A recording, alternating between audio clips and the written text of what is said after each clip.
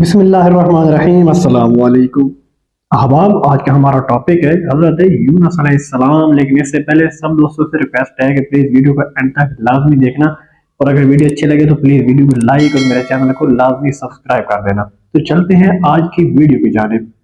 احباب، حضرت یونس علیہ السلام ایک عرصے تک نینوا کے لوگوں کو توحید کی دعوت اور بت پرستی سے روکتے رہے، مگر قوم نے ان کی دعوت قبول کرنے سے صاف انکار کر دیا۔ صرف یہی نہیں، غرور و تکبر میں مبتلا قوم دیگر نافرمان اقوام کی طرح آپ کی دعوت کا مذاق بھی اڑاتے رہے۔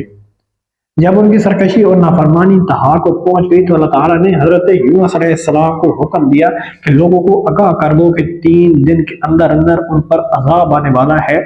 آپ علیہ السلام نے قوم میں اس کا اعلان کر دیا۔ یہ سن کر قوم یونس نے آپس میں مشورہ کیا تو اس بات پر ان سب کا اتفاق ہوا کہ یونس علیہ السلام کو کبھی جھوٹ بولتے نہیں دیکھا، لہذا ان کی بات نظر انداز نہیں کرنی چاہیے۔ مشورے میں یہ بھی طے ہوا کہ دیکھا جائے کہ اگر حضرت یونس علیہ السلام رات بستی کے اندر اپنے گھر میں مقیم رہتے ہیں تو سمجھ لو کہ کچھ نہیں ہوگا، اور اگر وہ یہاں سے کہیں اور چلے جاتے ہیں تو یقین کر لو کہ صبح عذاب ضرور آئے گا۔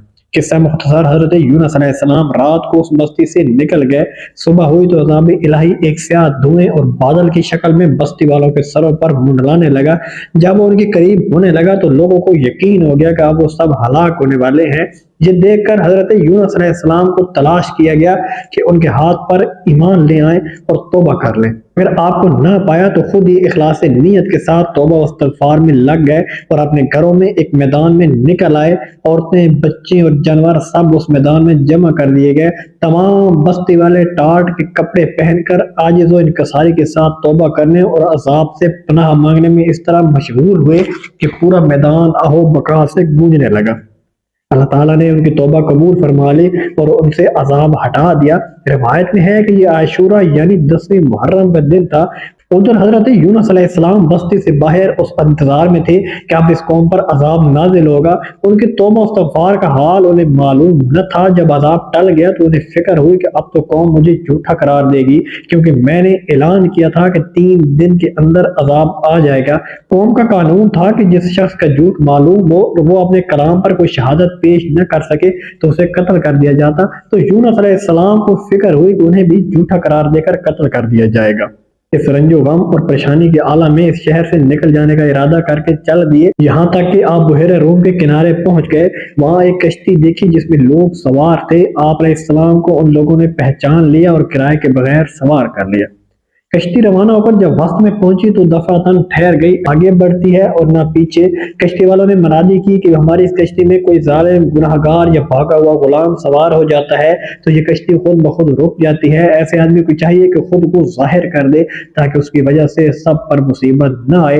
اس پر حضرت یونس علیہ السلام بول اٹھے کہ بھاگا ہوا غلام، گناہگار میں ہی ہوں، کیونکہ میں اپنی شہر سے نکل کر کشتی میں سوار ہونا ایک طبی خوف کی وجہ سے تھا، باذن الہی نہ تھا، اور اللہ تعالیٰ کے حکم کے بغیر یوں چلے آنے کو حضرت یونس کی پیغمبرانہ شان نے ایک گناہ قرار دیا کہ پیغمبر کی کوئی نقل و حرکت بلا اذن الہی نہیں ہونے چاہیے تھی۔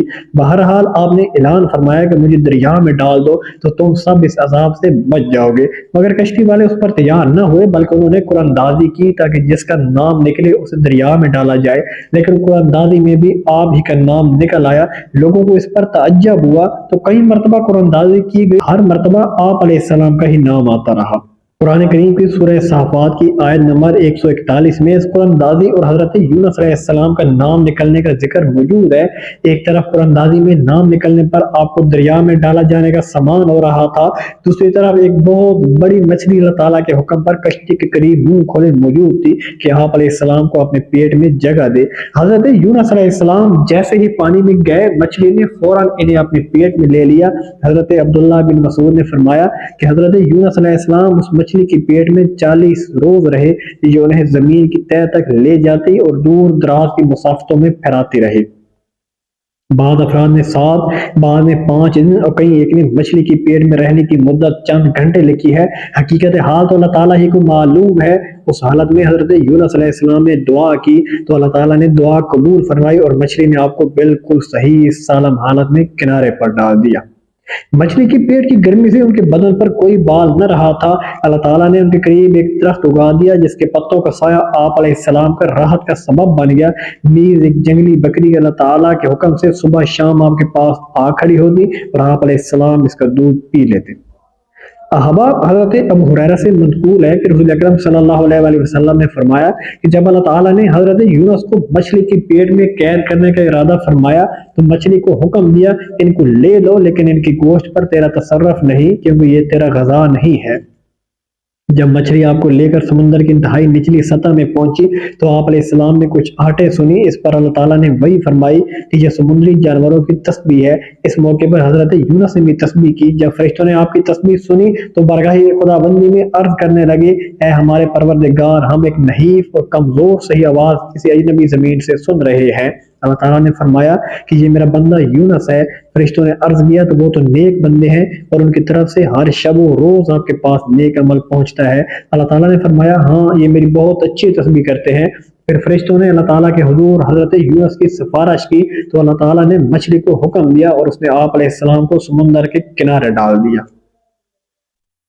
قرآن کریم میں ارشاد باری تعالیٰ ہے، پھر ہم نے ان کو جبکہ وہ بیمار تھے فراغ میدان میں ڈال دیا اور ان پر ایک بیل دار درخت اگا دیا۔ آپ علیہ السلام کا بدن مچھلی کے پیٹ میں رہنے سے انتہائی لاغر اور کمزور ہو چکا تھا۔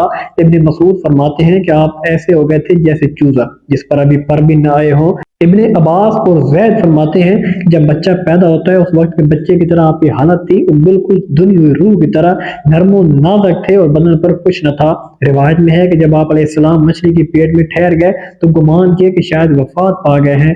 اس پر آپ نے اپنے اعضاء کو جنبش دی تو ان پہ حرکت ہوئی تو فوراً سجدہ ریز ہو گئے اور بارگاہ رب العزت نے عرض کیا، اے پروردگار، میں تیرے لیے ایسی جگہ مسجد بناتا ہوں جہاں کسی دوسرے نے تیری عبادت نہ کی ہوگی۔ آبا، میں امید کرتا ہوں آج کی ویڈیو آپ کو اچھی لگی ہوگی۔ اگر ویڈیو پسند آئے تو پلیز میری ویڈیو کو لائک اور میرے چینل کو لازمی سبسکرائب کرنا اور بیل آئیکن کے بٹن پر کلک کر کے آل پر کلک کر دینا تاکہ ہر آنے والی نئی ویڈیو کی نوٹیفیکیشن آپ تک پہنچ سکے۔ ملتے ہیں انشاءاللہ نیکسٹ ویڈیو میں، تب تک محمد اسلام کو دیجیے اجازت۔ اللہ حافظ۔